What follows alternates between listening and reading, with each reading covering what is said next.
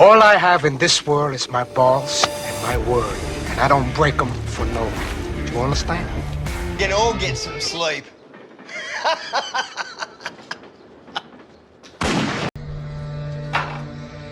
Now you see, Jason, this bloke is what you call a Radio Legends, Chaos Chronicles, and we're back with another video. And so today, since I've been asked so much to do this video, I thought I would do it. So I'm going to do this video on Dennis Allen. And so before I do so, if you guys haven't already subscribed to my channel, take this time to jump down there and shoot me a subscription. It's somewhere in that vicinity. And if you also hit that bell icon, you'll never miss any of my videos again. All right, so Dennis Allen, A.K.A. Mr. Death, to some, Dial of Death. And no, I'm not getting him confused with Christopher Flannery. That is what he was known to some. So he's also, you know, the son of Kath Pettingill, the matriarch of this big crime family that was in Victoria at the time, you know, with the likes of Victor Pearce, you know, himself, Dennis Allen, Peter Allen. There was a few more of them. So he's more widely known for, you know, the body in the barrel case where, you know, he's believed to have killed Anton Kenny from a well-known outlaw motorcycle club, and then dismembered him and put him in the barrel and threw the barrel in the Yarra. But yeah, he started out pretty small, like most criminals do. He started out as a Sharpie, which is, I don't even know if you can call it a gang. I think it was more of like a movement at the time. And, you know, things started moving pretty quick for him. So at one stage, so at the end, he actually owned 4 houses in Stevenson Street. And so he actually had, so all the, if you know those town terrace houses, whatever they're called, so they're all joined together, right? So every one of those houses had a tunnel built through the wall so he could get easy. So if one of those houses was getting raided by the police or whatever, he could get stuff from to and from or out of that place or whatever. So this was his base and was definitely, you know, what he was most well known for. And, you know, it is rumored that Dennis Allen unalived up to 13 people. What about the murders? How many people do you think he killed? Well, I think I know about 5. Some say there could be as many as 13. Yes, but I don't know all those people. So I guess we'll never know, because as I'm about to tell you shortly how he met his demise. But it is important to know that at his prime, he is known to have worn around $200,000 to $250,000 worth of gold around his neck, like just around his neck in different chains. So this is in the 70s and 80s when, you know, they didn't have big whopping Cuban chains like they do now. In his time, in his absolute prime, he's believed to be making somewhere between $75,000 and $150,000 a week. So also, once again, this is in the 1970s and 80s. So that's a big sum of money back then. And so, you know, it's believed that he would get his heroin dropped off via the train service. And what do I mean by that? So all of the houses that he did own on Stevenson Street backed right on to the train line. And so it is believed that he used to get his heroin thrown over through the train windows. I don't know if you guys know the old trains, but they used to have windows that you could pull down and stuff like that. And so he used to get it dropped off straight to the back of his house, straight out of a moving train, exactly like that. But I also believe that this was, you know, the start of his own demise as well, because, you know, it is, even though he used to sell copious amounts and probably most of Melbourne's heroin at that time in the 1970s and 80s. He didn't touch any heroin himself. So, but he was a whopping raging speed addict. And so, would spend like days and days up on end at a time. And so,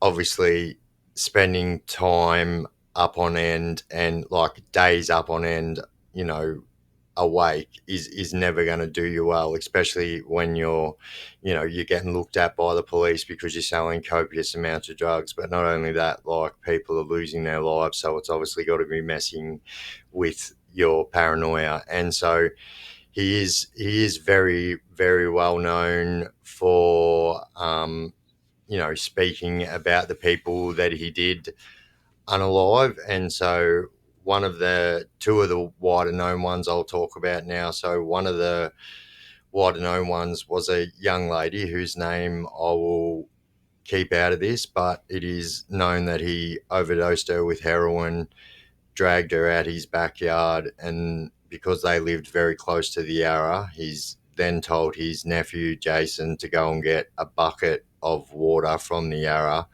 and then he's got a funnel and literally poured Yarra water from the Yarra River down her throat so it got into her lungs, and then dumped her body next to the Yarra River so it looked like she had drowned. And so also, the other one that is well known for boasting about and whatnot was Anton Kenny from a very large, well-known outlaw motorcycle club, and he unalived him in his house, dismembered him in his house, and then put all of his body parts into a barrel, and then also dumped that body down by the Yarra. So I think that's absolutely bonkers as well. So welcome to Stevenson Street. Boy, does this ever have some memories for me. But this is where all the action really took place. You can see Dennis took no time in at all to build extra security. This is actually the same gate.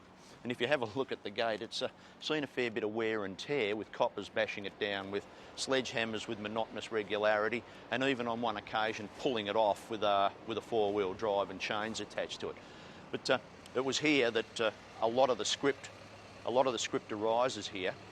I can remember on many occasions turning up here, the joint swarming with coppers, executing a search warrant, and stuff's just getting literally chucked out to the front garden. And it was from there one night my Porsche was parked exactly where the cameraman is, and he's gone, wait a second, and he's raced in and pulled out of the chimney in 39 a Kalashnikov, an AK-47, a Taliban special.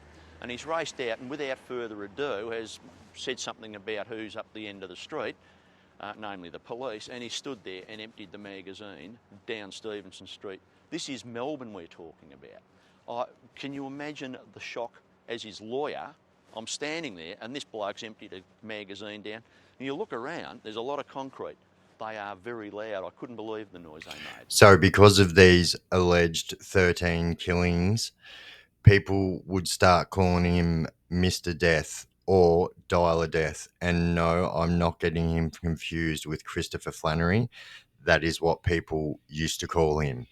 But this is where the cracks start to emerge. And as you could probably imagine, when you're spending nights up on end, not sleeping and taking massive amounts of drugs, he was also known to drink straight vodka as well. So, his mind's going two different ways at once. Plus he's got all his mind on, all these people that have been unalive. Plus he's also running one of the biggest drug operations you could possibly imagine in Melbourne. And so, the cracks started to emerge and he started to come unstuck. And so this was the exact time that the police knew that this was the time they needed to start applying pressure.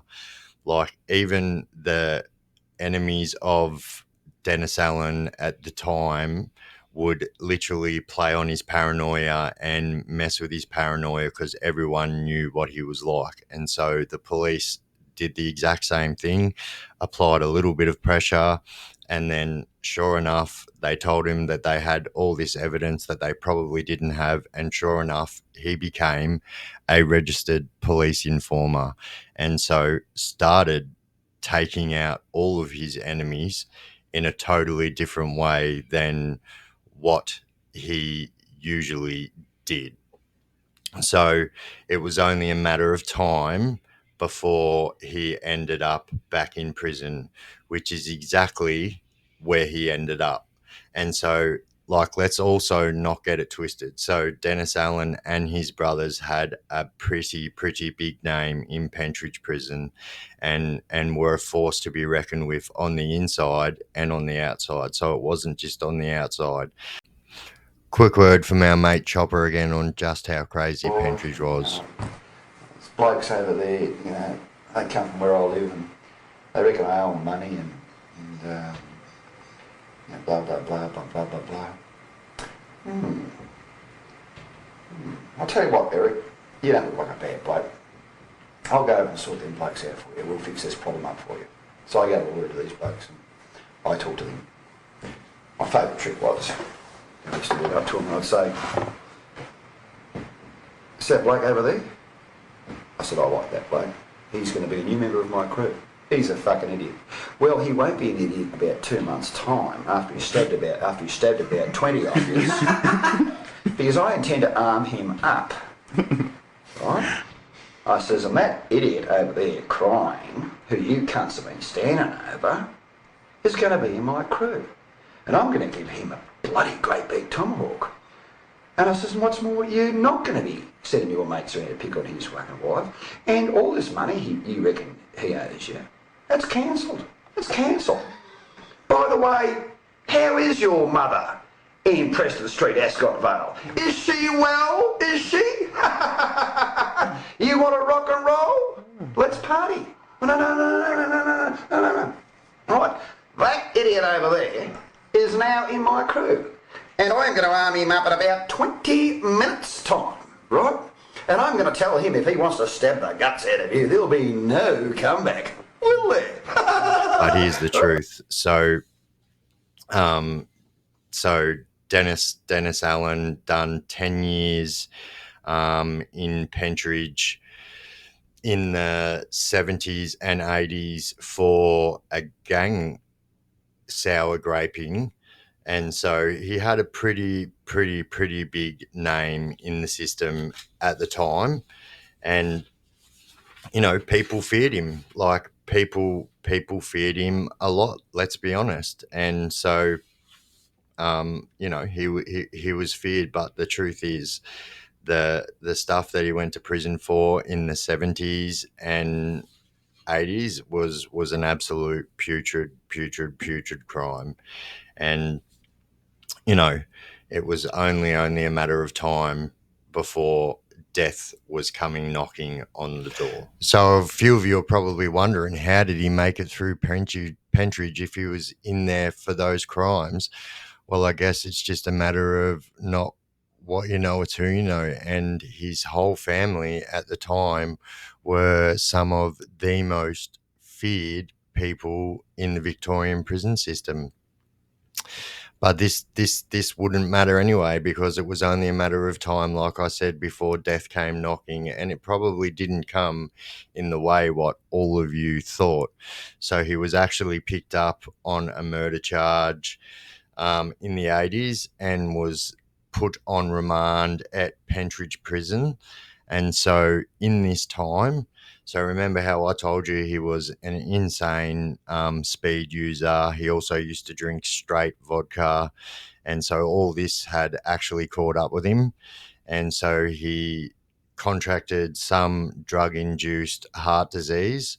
And so from that heart disease was shifted to St. Augustine's, which is the jail ward at St. Vincent's Hospital. So if you didn't know, there is a ward at St. Vincent's Hospital in Melbourne that's called St. Augustine's. That is a prison ward. So it's a ward, but it's a lockable prison ward, and they have lockup rooms and whatnot. So anyway, he was sent there in the end, and so actually ended up succumbing to his heart disease and actually ended up dying inside St. Augustine's, which was probably lucky. Let's be honest, because it was becoming a very well-known fact that he was informing on people, and not only that, like once you are accused of unaliving that many people, you have enemies on every single side of the fence. So obviously he had the police that were gunning for him,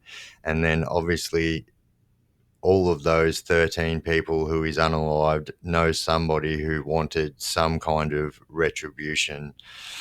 But also, let's not get it twisted. So, you know, to have that many under your belt. So when they said that Andrew Veneman had 7, I thought, yeah, we've definitely got to do one on Dennis Allen, because he is alleged to be prime suspect number 1 in most of those. And so what I will also say, in my last video, I said that Benji Veneman killed Graham Kinneborough. What I meant was he was prime suspect number 1. Obviously, I know that people are in prison for that, but yeah, that's what I meant by that. But moving back to Dennis Allen, like, he definitely earns a place on Underbellys Most Feared. And, you know, I think because it's 2025, it's a name that goes kind of overlooked this day and age, and definitely shouldn't have been, because he was an absolute weapon of a crazy person. Now, when I say weapon, probably couldn't fight to save himself, let's be honest. And you know, I kind of have a little bit of a connection to this story myself. So my grandmother used to manage the Cherry Tree Hotel in Richmond. So if you know, you know. So Dennis, that was one of Dennis's establishments. And so, yeah, that's another reason why I thought I would do a video on Dennis Allen, with a little bit of inside information that I had also. But yeah, there we go, guys. That has been Dennis Allen. If you guys have got any names that you want me to do in this Underbellied Most Feared series, chuck it down there in the comment section of this video, and I'll do my utmost best to get around to it. But also remember my rule: they cannot be still living if you want me to do a video on them. All them people have their own stories to tell. It's not my place to tell their story. Plus, like I always say, there is a fine line between telling a story and telling on someone. And I'm not in the business of telling on people. I'm in the business of telling stories. So, but yeah, there we go, guys. I have been the Chaos Chronicles. This is what we do: talk about everything crime, prison, Victoria, Australia. And if you haven't already subscribed, take this time to jump down there and shoot me a subscription. That'd be really appreciated. The page is really popping off at the moment, and yeah, I'm really happy with it. And if you hit that little bell icon right there, somewhere in that vicinity anyway, you'll never miss any of my clips again. And yeah, I have been the Chaos Chronicles. You guys have been absolutely awesome. Don't do drugs and crime, and you won't end up in prison.